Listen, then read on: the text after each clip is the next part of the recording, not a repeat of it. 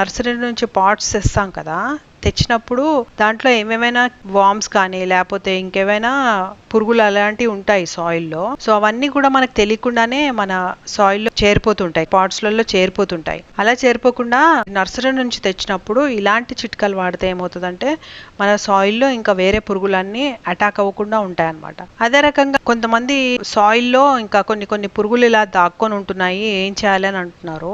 బాల్కనీలో అయితే నేను ఒక చిన్న రెమెడీ వాడుతూ ఉంటాను, దానివల్ల సాయిల్లో ఏదైనా పురుగులు ఉంటే కూడా పోతాయి అన్నమాట.